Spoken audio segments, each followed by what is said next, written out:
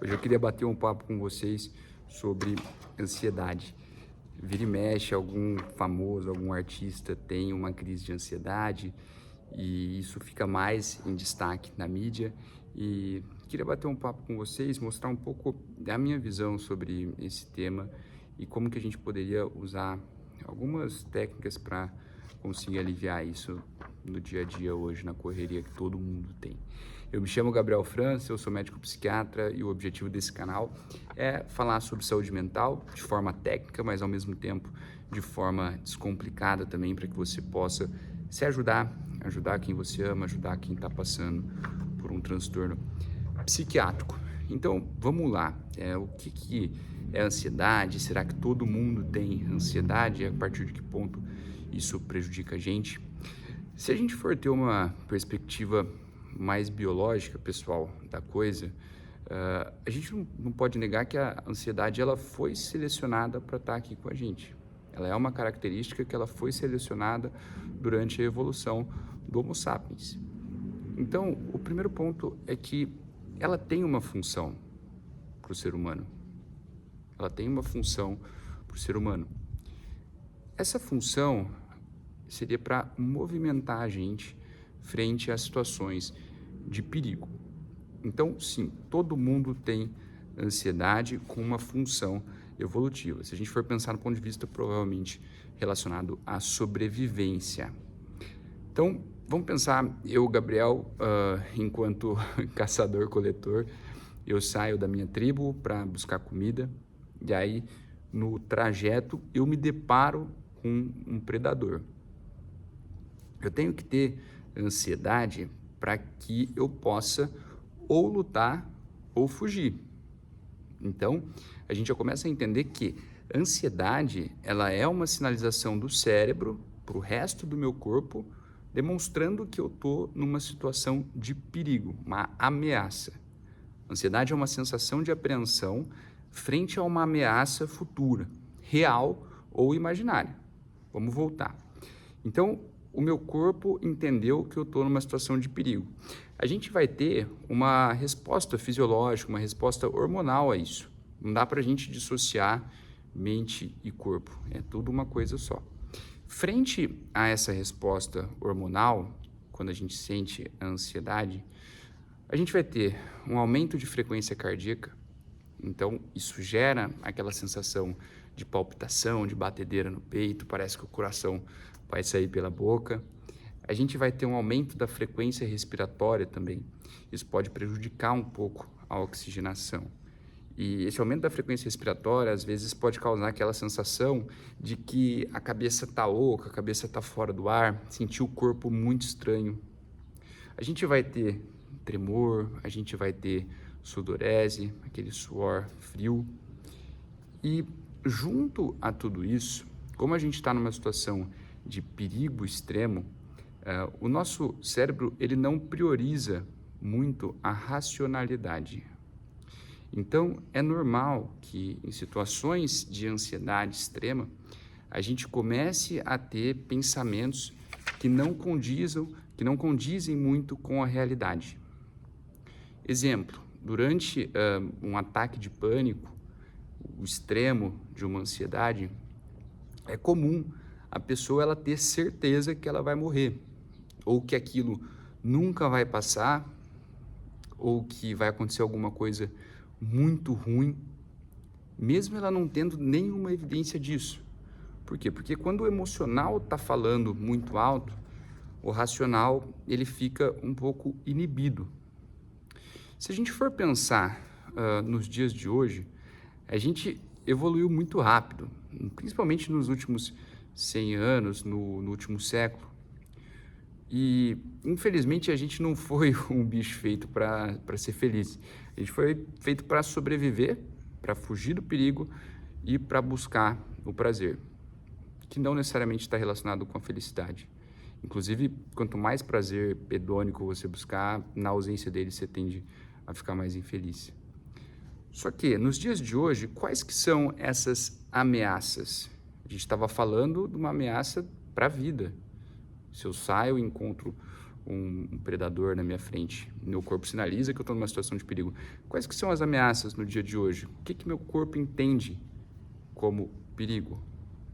A tua relação com o teu chefe no trabalho, a tua insegurança financeira, às vezes comportamentos do teu parceiro, às vezes as crenças que você tem sobre você. Tudo aquilo que não te dá a certeza que você está no controle vai te gerar essa sensação de ameaça. E é aí que o seu corpo começa a responder fisiologicamente como uma situação de ansiedade. Eu estou falando aqui de uma ansiedade mais no dia a dia, tá? Eu não estou falando de crises de ansiedade. Então, um ponto que eu queria conversar com vocês é que a gente geralmente sabe o que está fazendo mal para a gente. A gente geralmente sabe o que está deixando a gente apreensivo.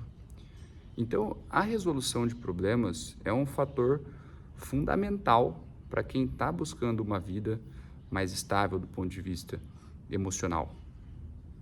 É quase que impossível você ter uma estabilidade emocional sem ansiedade se o seu parceiro não contribui, ou se você fica ali num ambiente tóxico todo dia, com assédio moral, bullying, enfim. É muito difícil que isso aconteça. Então, a gente tem que partir para a resolução de problemas, se for possível de resolver. Só que, quando a gente vai resolver problemas, a gente tem que saber nomear exatamente qual que é o problema. Exemplo muito clássico que eu vejo no consultório. Eu não gosto do meu emprego. Só que quando você vai perguntar para a pessoa, você gostaria do teu emprego se você ganhasse 50, 60 mil reais por mês? Sim, faria de boa. Então, não é que eu não gosto do meu emprego, na verdade eu não gosto do meu salário. Beleza. Então, o problema é, eu não gosto do meu salário, não eu não gosto do meu emprego. O que eu vou começar a fazer para resolver isso? O que eu vou fazer no meu tempo livre que vai poder aumentar minha renda? Então, a gente tem que sempre ter um olhar muito certeiro para, de fato, qual que é o problema. Segundo ponto que eu queria trabalhar com vocês hoje é sobre você conseguir ter uma maior previsibilidade, você conseguir ter um pouco mais de ordem no teu dia a dia.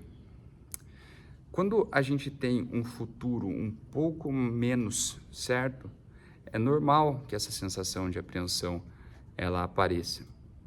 Então, você conseguir ter um pouco mais de ordem na tua semana, no teu dia a dia, quem sabe no teu mês, isso pode te deixar um pouco mais tranquilo. Quem tem ansiedade, geralmente fica antecipando cenários. E geralmente antecipa cenários com aspectos negativos atrelados. A antecipação que a gente faz sempre é pior do que a realização. Lembrem disso, a gente sempre vai antecipar um cenário. Se a gente antecipar de uma forma negativa, sempre vai ser pior do que a realização. O exemplo mais clássico disso é o falar em público. A gente acha que vai ser horrível, que o chefe vai esculachar, que a gente não vai dar conta de terminar a apresentação, só que a gente vai lá, pode tremer um pouquinho, pode perder a voz, mas termina. E depois de meia hora, acabou, a gente nem está mais pensando nisso, ninguém mais lembra da gente. Então, a antecipação, ela sempre vai ser pior do que a realização. Mas eu estou falando isso porque quanto menos a gente ter que ficar antecipando cenários, imaginando como vai ser e de fato tornar isso mais palpável, isso tende a diminuir no nosso imaginário. E por fim, eu queria falar sobre abuso de estimulantes, sobretudo cafeína. A gente consegue em laboratório induzir ataque de pânico em rato com doses altas de cafeína. E tem pessoas que são muito sensíveis do ponto de vista emocional, o quanto que a cafeína pode mexer com o emocional dela. E a gente não sabe quem são essas pessoas. Então, se você está passando por um quadro de ansiedade, ou se sua ansiedade está descontrolada, maneira no café, ou no energético, ou no pré-treino. Essas substâncias, elas estimulam o mesmo sistema fisiológico que eu falei lá no começo do vídeo, de luta ou de fuga. E quando o nosso corpo começa a ter sinais de luta ou de fuga, aumento da frequência cardíaca, aumento da frequência respiratória, pode ser que os nossos pensamentos também se direcionem para esse lado. Era isso que eu queria falar com vocês hoje. Eu dei uma devagada, mas eu acho que no final a gente conseguiu concluir. Um forte abraço e até o próximo vídeo.